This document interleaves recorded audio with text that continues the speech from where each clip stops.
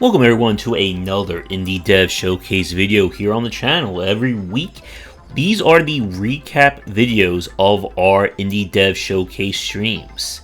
All games, unless otherwise noted, have been played with press keys provided by the developer, and if you are working on a game that you'd like me to take a look at, please get in touch. But we are beginning with Golftopia, and this is one of those games that they got me, I guess, very early. This is the latest game from the Space Pirates and Zombies developer. And not only that, but this is a spiritual successor to Sid Meier's Sim Golf, which was one of my favorite games, and just like made this an automatic, I need to check this one out. Keep in mind that what you're looking at here is from early access, and may not represent the current version of the game. Our goal here is to build the best damn futuristic golf course that one could create. Now, while Sim Golf kept with more traditional and contemporary golfing, this one doesn't. And you're going to find things such as bumpers, flippers, and flaming rings to shoot balls through, all to keep your golfers happy, entertained, and to give you money or credits, or whatever the currency is here. Now, as with Sim Golf, you are given pretty much free reign to design your courses however easy, hard, or nightmarishly difficult that you would want. Do you want your golfers to hit a ball off a bumper into a flaming ring of fire to then get shot by a fan hopefully to avoid a sand trap? You can do that. And the game at the moment is more about sandbox gameplay. I don't know if they're playing like a campaign or scenario mode to it. But the editor does a pretty good job of allowing you to set up how you want things to go. Your course will be basically defined by however you set up your traps, the fairway and the green, and of course your putting area.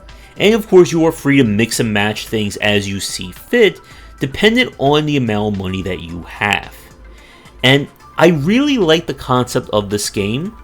My only concern, as with something like with Sim Golf, is whether or not there's going to be a quote-unquote game to this. As in, goals to achieve, things to unlock, or will just be more sandbox, build your crazy golf courses, let people do it, and that's about it.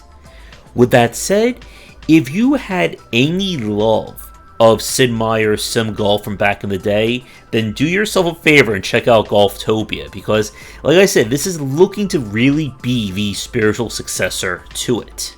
And with that, we now move to Ageless. This is a game that, as you can tell by the style graphics here, looks to really much emulate Celeste in terms of challenging platforming and design.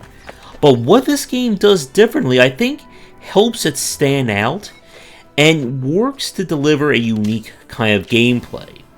So for this one, our main mechanic is that our character here has a magic bow and arrow that allows her to either age up or age down anything that she hits.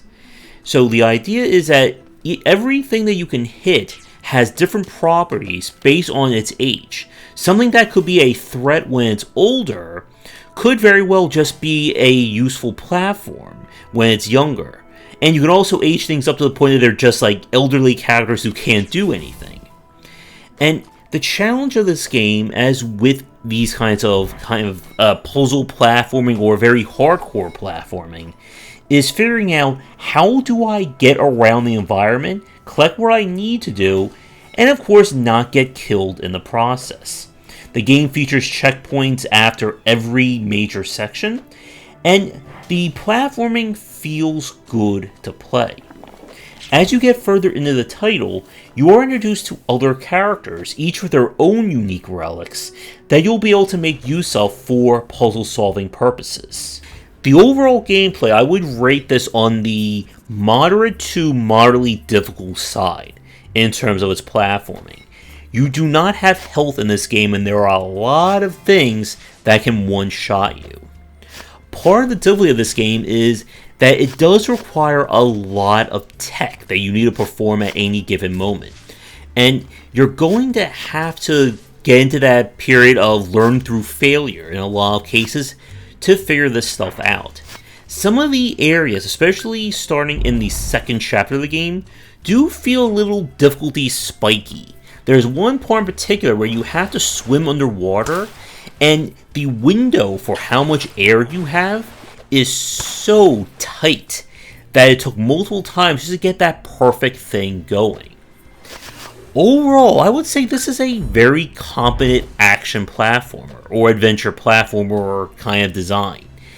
It does, I think, kind of fall short if you're comparing it to something like Celeste, which had, I think, far more balance and a stronger aesthetic to it. But if you did enjoy Celeste specifically for the challenging platforming sections and all the tech you had to perform, Ageless works in that regard. And it is one of those games that I do feel like I would like to go back to and see just where else they go with this design. And with that, we turn to Dwerve. This was played during the Steam Festival, and we spoke to the developer on an interview about it, and I'll put a link to that in the description as well. But I'm very excited about this game. What we have here is an action-adventure title mixed with tower defense. How this works is that you have a currency of gems that are used to create towers, and the towers come from specific blueprints that are unlocked the more you play.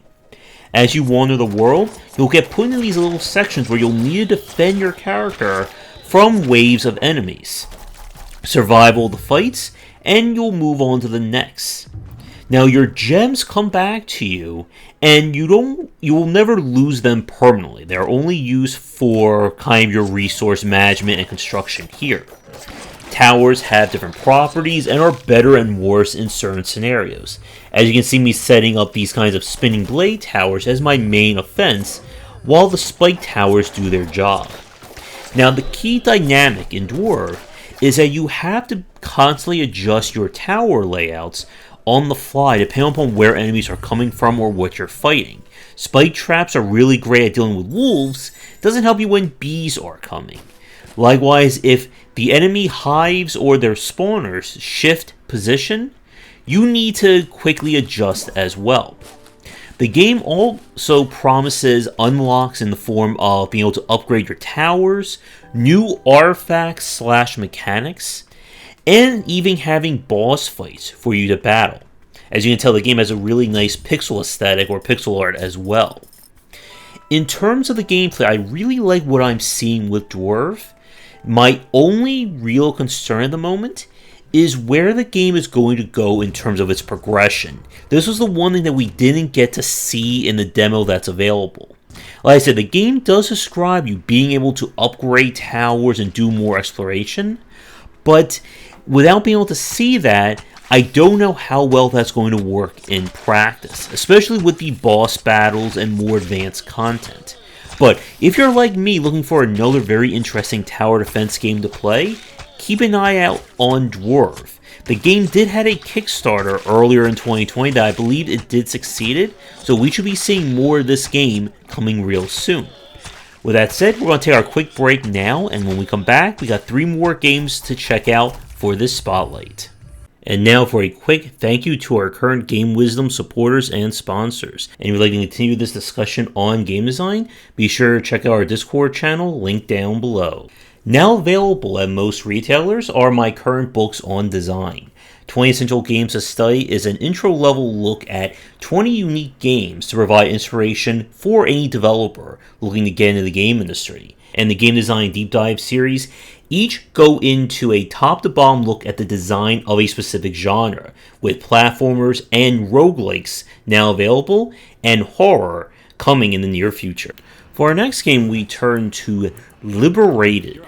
And this is essentially if Comic Zone and I guess Metal Gear had a baby. This is a noir-inspired title, as you can tell by heavy use of gray here. And the whole motif is that we are playing a comic book, with your character moving from panel to panel, as well as story being told through these comic book style transitions. There's a lot of comic book sound effect pop-ups, things along those lines. Each level of the game takes place kind of focusing more on stealth, but it also depends on the mission that you're on. Your general gameplay is about platforming, as you're able to move, jump, and solve puzzles, as well as to get into fights. Headshots are instant kills, and you're going to have to worry about enemies detecting you and then spawning guys all around you and, of course, shooting you dead. Now, the look of the game definitely stands out. I really like the comic book aesthetic. I was a huge fan of Comic Zone back in the day. For this one, the noir kind of filter over it does make things start to look a little samey, I think. Now, from the gameplay itself, it did start to get repetitive as we were playing this during the Spotlight stream. Again, your main focus is going to be on this kind of run and sneak style gameplay, and it didn't seem like things were changing a lot as we were playing it. We played a good, I think, 2 or 3 chapters of it while we were on the stream, and while the game has a great look to it, I just don't know if there was enough here to keep somebody invested until the very end. Now, the story, of course, follows dystopian Big Brother taking over and trying to live our lives free. And I'm sure there's going to be a lot of, standard tropes of the genre along those lines. But if you're looking for a different kind of game, especially from an aesthetic standpoint, I would say check out Liberated. But I'm still waiting for somebody to really deliver on kind of the spiritual successor to Comic Zone and really go all out with that aesthetics and theme. Now we turn to Roki, and this is an adventure game that is kind of set around Scandinavian mythology. The story involves these 2 children when one day the younger brother Lars gets abducted by a strange creature. It's up to Tove to brave the wilderness and discover a mysterious world in order to bring him back safely. Now, the game describes itself as a dark fairy tale, and that would certainly be applicable here, as there are some serious themes, and I'm not going to spoil the story in this video. Now, the general gameplay follows point-and-click adventure games, or in this case, you're able to move around, but you're going to be solving puzzles the old-fashioned way, picking up random items, and then using them on random places and hoping that you get the right result. The puzzle logic, I would say, is on the maybe easy to moderate side. This is not going to be LucasArts era, puzzle solving. There's hidden things to find, and I really do like the look of this game. It has that very clean look to the art and the character models. And the game definitely has a great kind of sense of theme with the Scandinavian mythology. Now, with that said, at the end of the day, this is still an adventure game. And if you're not a fan of this kind of puzzle solving and gameplay loop, then this is not going to work for you. But I would say definitely give Roki a try if you are in the mood for another very, rich and story-driven adventure title. For our final game of the video, we're going to be taking a look at Blask. This is a minimalistic puzzle game where your primary mechanic is that you're manipulating the environment to get these lasers to hit all the kind of marks or checkpoints in the level. You are free to rotate, move, and adjust the lasers as you see fit to hit everything. Now, the key element of this game is all about kind of manipulating or bouncing the lasers off of the various walls and objects in order for them to hit the specific points. And there's some very, smooth and relaxing music playing in the background. Now, as we see with most of these kinds of puzzle games, there isn't anything outside of the puzzles themselves. There's no story, there's no unlockables or bonus things along those lines. The game does add in new mechanics and elements to what we're doing here, but the actual puzzle solutions or the puzzle philosophy does not change. And I think, unfortunately, that does kind of hurt this game in terms of a larger market. It doesn't have that same kind of exploration quality as something like a Monsters Expedition. But it is a puzzle game where, if you like this kind of puzzle design or this kind of puzzle methodology, definitely give Blask a try. There is a sequel to the game, I believe, out now that adds more puzzles and new mechanics, and still keeps a very minimalistic tone and feel to it. Ultimately, when I look at puzzle games like this, I appreciate the mechanics and the unique puzzles, but I always find myself just, unfortunately, just not having the motivation to play them all the way through to the end. But again, if you are a puzzle fan, then I would definitely give Blask a try. With all that said, we're going to wrap up this spotlight here. I would like to thank all the games that were submitted. If you are working on an upcoming title that you would like me to take a look at, please get in touch. As always, we do these spotlight streams every Wednesday night. And if you are new, check out the Discord and Patreon link down below. With all that said, come back for daily discussions on game design here and on game wisdom, where examine the art and science of games. Until next time, take care. Thanks for watching the video. If you enjoyed things, be sure to do all the liking and subscribing that the kids are doing these days. Check out our Discord channel link down below where we hang out and chat game design, and come back later tonight for our regular streamings. But that's it, and tune in for more great content here and on Game Wisdom, where we examine the art and science of games.